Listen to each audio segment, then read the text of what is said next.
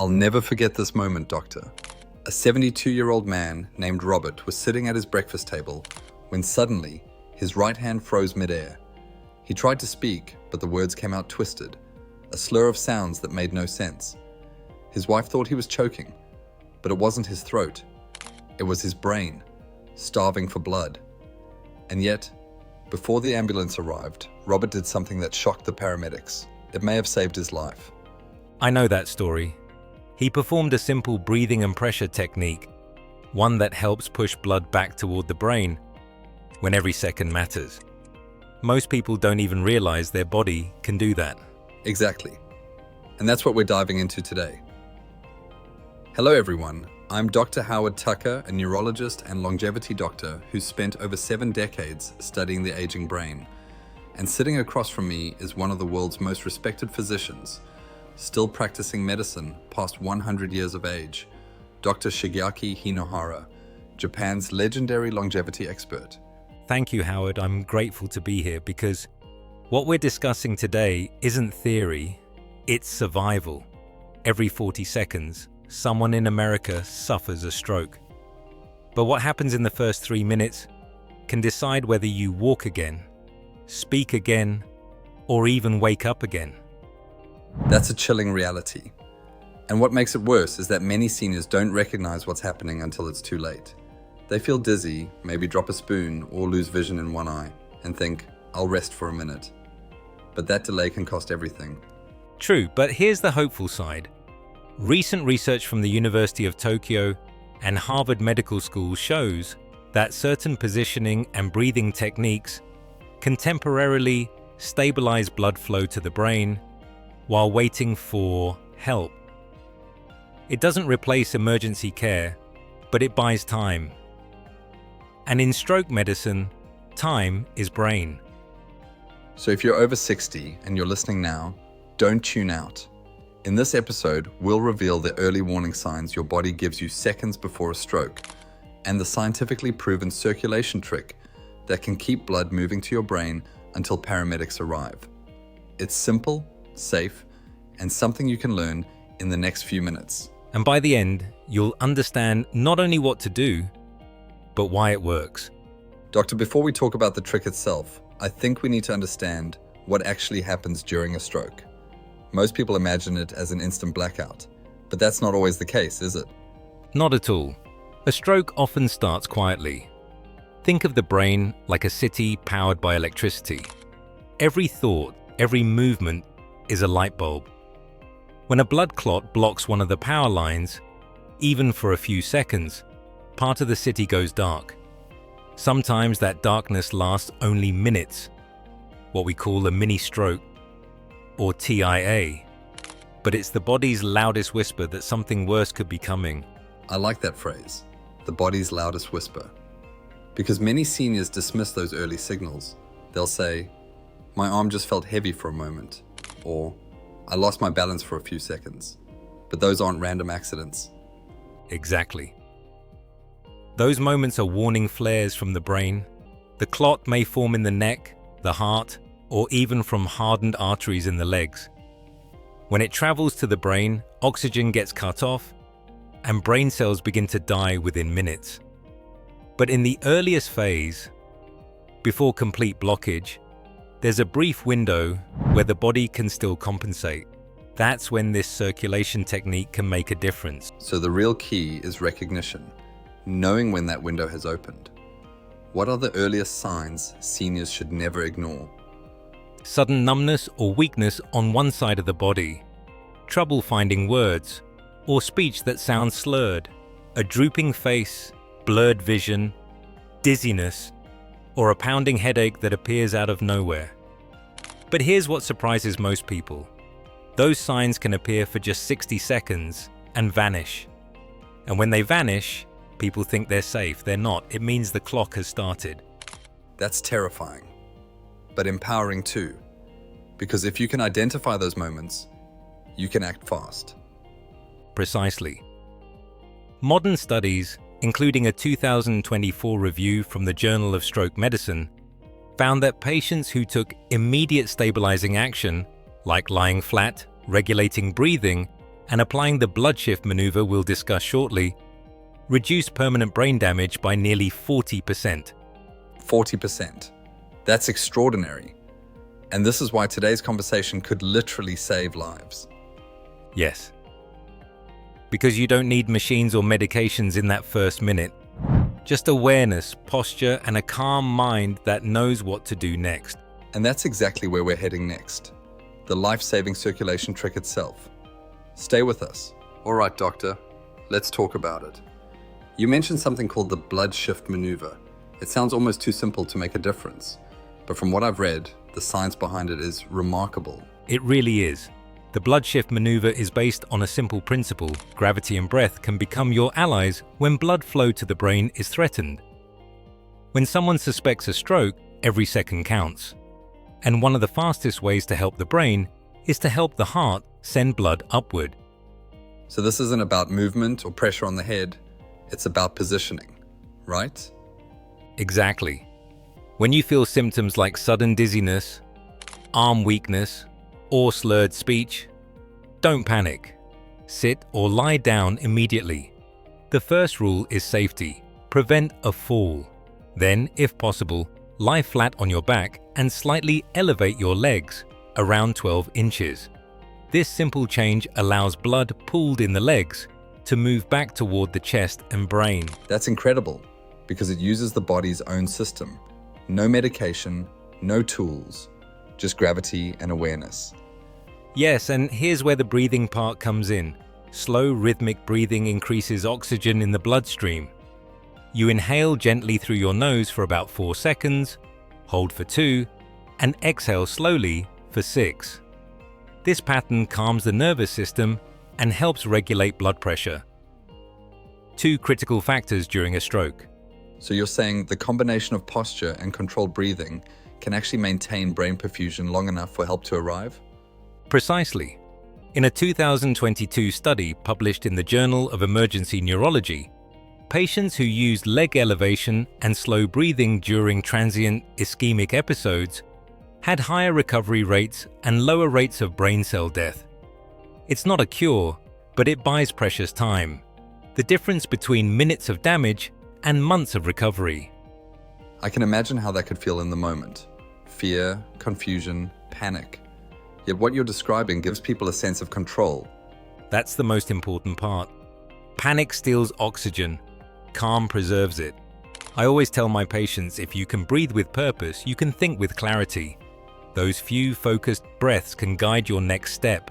Calling emergency services, noting the time, and staying still until help arrives. That's powerful. So, the next time someone feels those early warning signs, the goal isn't to move or shake it off. It's to ground yourself, breathe slowly, and let gravity work in your favor. Exactly. Because in those moments, the simplest actions can be the most life-saving. Doctor, I can't help but think about how many seniors might hear these symptoms and still brush them off. Why is it that even when the warning signs are there, so many people hesitate to act? Because they've been taught to be tough. Many seniors grew up in a time when you didn't call for help unless it was unbearable. So when they feel their face droop or their speech slur for a few seconds, they convince themselves it'll pass. That mindset, that quiet endurance, can be deadly when it comes to stroke. That's such an important point. It's not just lack of knowledge, it's habit. People think, I'll sleep it off, or it's just fatigue. I've seen that too often in my patients. And by the time they arrive at the hospital, that small clot has already done irreversible damage. Yes, and part of the problem is confusion between normal aging and danger. For instance, feeling lightheaded after standing up too quickly is common. But sudden dizziness while sitting still, or slurred speech, is not. The distinction is subtle, but life-saving. So, awareness is the first step. But what about practice? Is there a way to train the body, or even the mind, to respond automatically when those symptoms appear? Absolutely. Think of it like a fire drill for your health. You can rehearse it. Sit in a chair, imagine the first signal. A numb hand, blurred vision. Then calmly lie back, raise your legs, and start slow breathing. It may sound simple, but it creates muscle memory. When the real event happens, your body remembers before panic takes over. That's brilliant. A calm reflex built through repetition. It reminds me of how athletes train, not for when things go right, but for when they go wrong. Exactly. The body is intelligent. With consistent practice, your nervous system learns that calm equals safety, and that calm can preserve oxygen flow to the brain when it's most critical. It's fascinating, isn't it? We spend so much of life preparing for emergencies, fire drills, safety alarms, insurance, but almost no one prepares for a stroke, even though it's one of the most common emergencies after 60. That's what must change. Preparation is not fear, it's empowerment, and it's how seniors can stay independent, even in the face of crisis. Doctor, earlier you mentioned that even a few minutes of delayed blood flow can cause damage. But what gives me hope is that the brain can still recover. I've seen patients regain speech, coordination, even memory, sometimes months after a stroke.